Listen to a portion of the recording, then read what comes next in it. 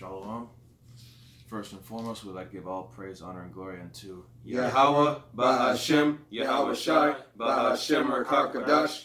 We'd like to give double honors and respect to the elders and apostles of Great Millstone who have brought forth this truth with 144% sincerity and diligence throughout the four corners of the earth. And we'd like to give a sincere salutation to the fellow Akim and Akbat that are listening and learning, and especially to the hopeful elect that are scattered abroad. Today we're coming back at you with another lesson. This is Men of Valor. I'm Darash. I am, Slaki. I Ashutad. Slaki, I'm Pratizat. And the name of this lesson is Let Go of Your Greed. And we're going to start off with the book of 1 Timothy, chapter 6, verse 9. And it reads, But they that will be rich fall into temptation and a snare, and into many foolish and hurtful lusts, which drown men in destruction and perdition. Verse 10.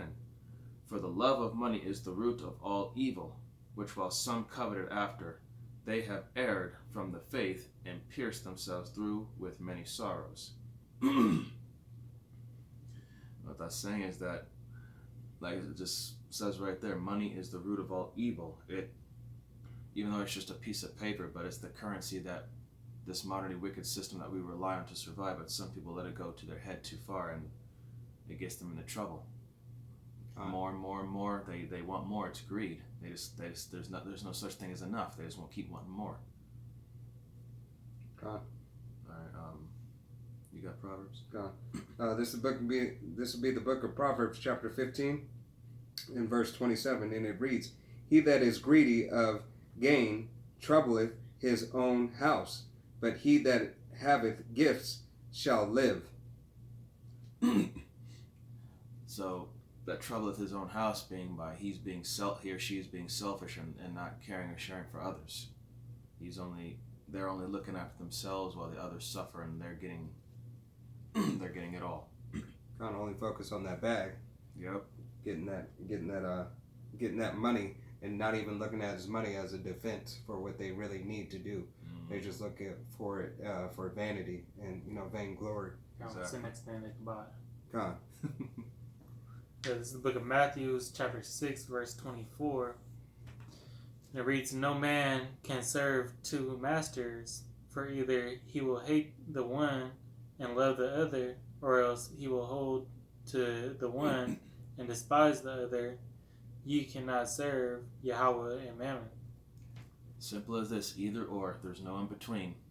Black or white, no gray area. You either choose to serve the Lord or you choose to dwell in this world and ultimately receive judgment. Next, we're going to the book of 1 John.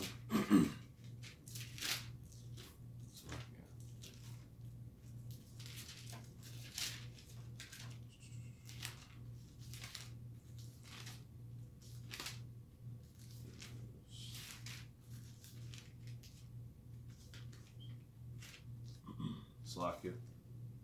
This is the book of 1 John, chapter 2, verse 15. Love not the world, neither the things that are in the world. If any man love the world, the love of the Father is not in him. Verse 16. For all that is in the world, the lust of the flesh, the lust of the eyes, and the pride of life, is not of the Father, but is of the world. And this is verse 17. And the world passeth away, and the lust thereof, but he that doeth the will of the Most High abideth forever. What that's saying is don't be materialistic. Everything in this world is only temporary, and plus when you die, you can't take that stuff with you. Someone else is going to take it. And if you do the will of the Most High, you abide forever. God. And eventually this world's going to pass away through that thermonuclear fire, and it's going to begin anew. God.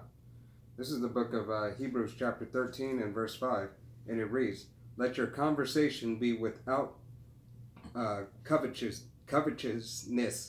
and be content. All right? And that's saying being content in all things. All right? So let me continue on. With such things as ye have, for he hath said, I will never leave thee, nor forsake thee. So Yahweh Hashem Yahushai is going to give you what you need on your day to day. Exactly. You know, that's the your daily prayer. All right. He gives you it's like that. I mean, just quoting the daily prayer. That's why it says, "Our Father who art in heaven, hallowed be thy name. Thy kingdom come. Let thy will be done in earth as it is in heaven. Give us this day our daily bread." All right, and that bread is the substance of what you need to make it day to day, whether it be financial defense, whether it be physical bread. You pray to Yahweh Hashem Yahushua what you need for that day. And if he doesn't give it to you for that day, that's because he knows you can sustain for that time period that he doesn't give it to you.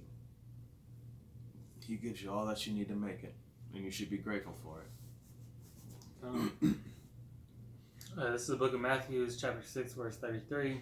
It says, "But seek ye first the kingdom of Yahweh and his righteousness, and all these things shall be added unto you." That's pretty much self-explanatory right there.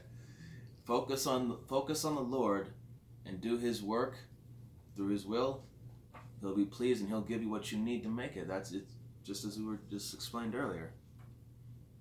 It's not that hard. So, anybody else got anything else? You got anything else? You got nothing else? All right. I hope this lesson was edifying. It was just short and sweet to the point. Just focus on the Lord. Don't be materialistic. Don't get yourself caught up in the worldly lust of these worldly possessions and materials, because all it's going to do is lead you astray from that straight and narrow path that you should be following. And it's like I got one. This is going to be the book of Sirach. This is going to be the book of Sirach, chapter 2, and verse 10. And it reads, Look at Salakia. Look at the generations of old, and see, did ever any trust in Yahweh, B'Shem Yahushai, and was confounded, or did any abide in his fear and was forsaken, or whom did he ever despise that called upon him? And Salakia, with saying that, if you call upon Yahweh B'Shem Yahushai for your substance, once again in that daily the prayer, all right, you're praying for your day to day. You're praying for that bread, all right. So, as it said, look at generations past. Who has he ever forsaken? Nobody.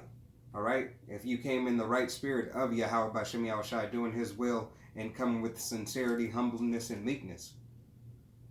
All right. So, Salakia. Anything? Yeah, I'm good. You close out. All right. So again, I hope this lesson was edifying.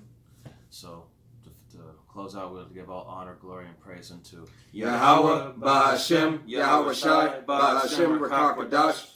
I'd like to give double honors and respect to the elders of the Apostle of Great Millstone who have brought forth this truth with 145% sincerity and diligence.